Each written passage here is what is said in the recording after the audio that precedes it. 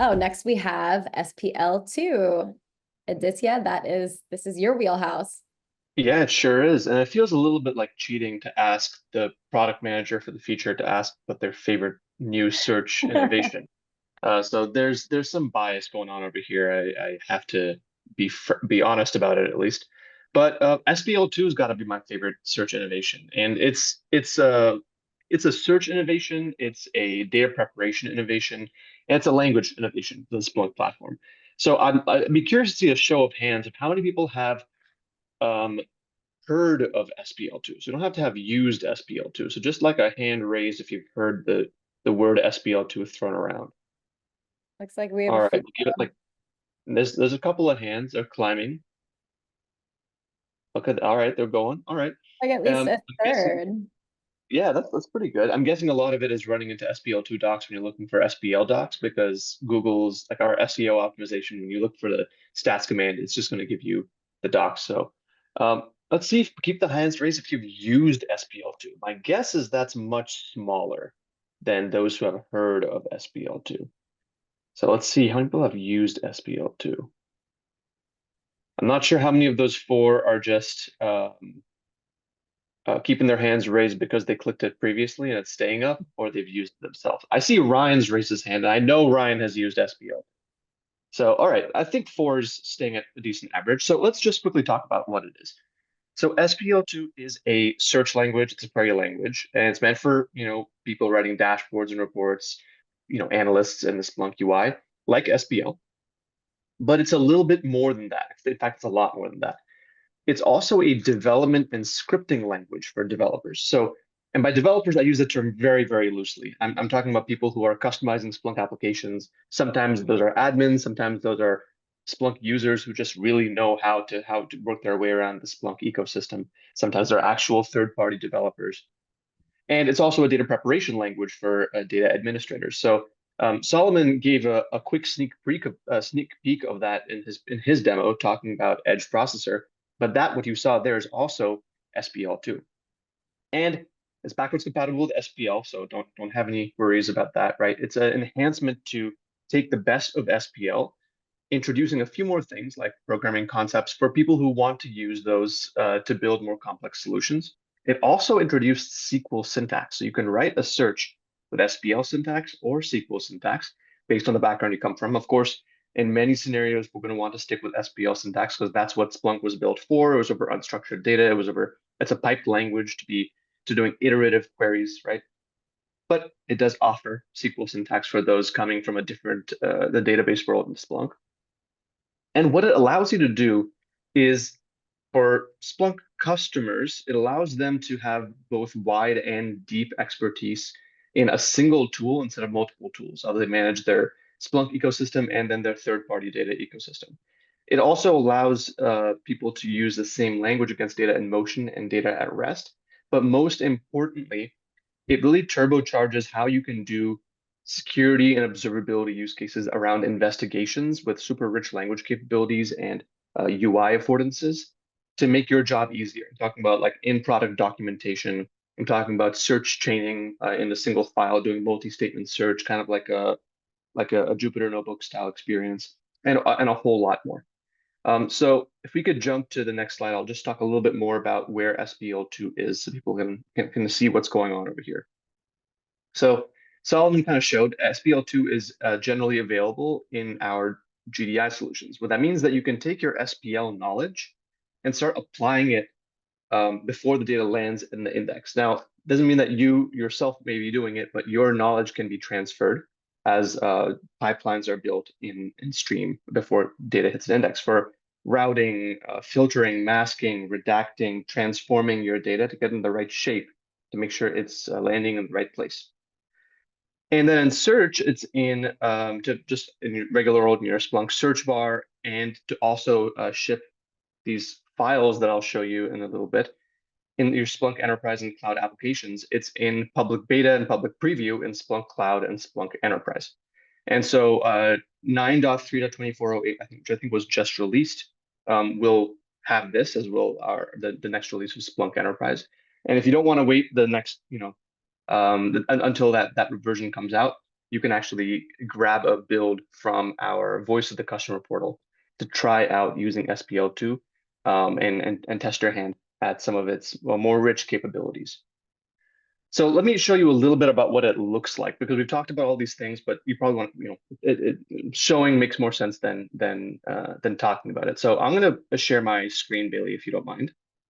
First, because Solomon was talking about edge processor, let's talk about that a little bit, just because I think it's important to touch on, though I think we'll spend a little more time talking about search. This is the user experience for edge processor and for writing a pipeline in particular. Now, on the right side, as Solomon showed before, you can create actions to basically take your data from its source where it's coming in, probably from a forwarder or via HEC or however you're receiving your data. And then you're going to send it downstream, right, to an S3 bucket if you're going to use it for federated search or to your Splunk index. And along the way, you want to do a lot of extractions, preparations, analytics on your data. On the right side, you can effectively build these actions by just adding a rule effectively in your pipeline. And what that'll do is that'll build your pipeline in this code editor from scratch. So what we're doing here is we're defining a pipeline. This is all SPL2. So just keep in mind that SPL2 works in different ways. You can actually write multiple lines and code using SPL2 effectively. What you're doing is you're going to read from the source of data coming in, again, forwarders, HEC, the partition of data coming in.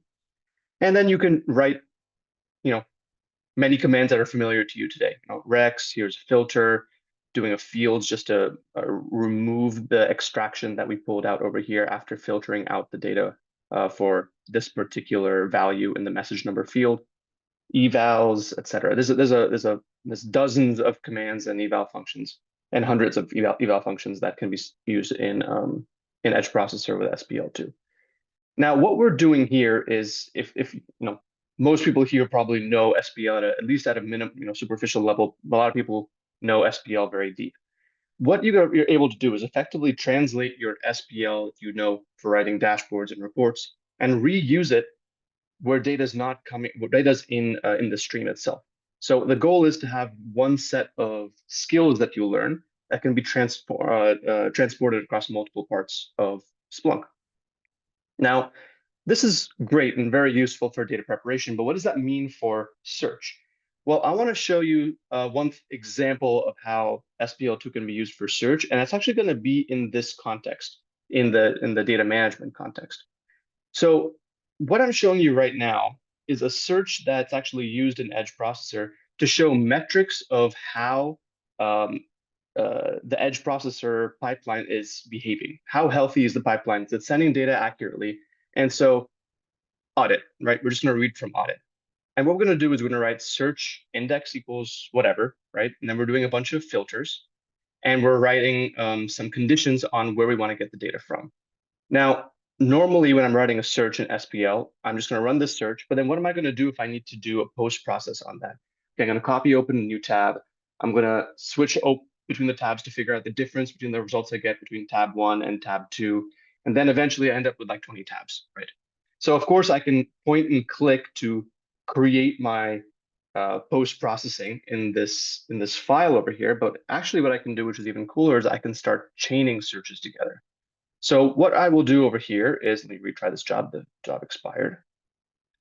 What I'm doing here is see how I've named this search? I'll call it search 1 just to make it very clear this is not some generic variable. I'm reading from the results of search 1 from this result again, and I'm going to then pipe it into a stats. And so what I get is basically different results for each line or each search I fire off over here. And I can keep chaining as far as I want to. And what this lets me do is create deeper and deeper and richer investigations, right?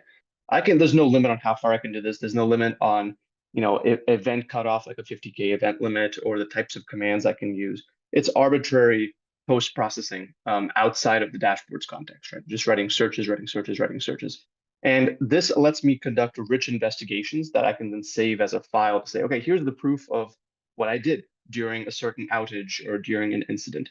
And this is one of my favorite parts of SPL2, especially from the search perspective, is getting rid of the management headache that comes with conducting an investigation where you have a million tabs open and just having it in one clear file that I can then save and then reuse later on. So that's what I'd say is my favorite. SPL2 has a whole lot more capabilities meant for, if you're working with more technical portions of the Splunk product and building apps, for example.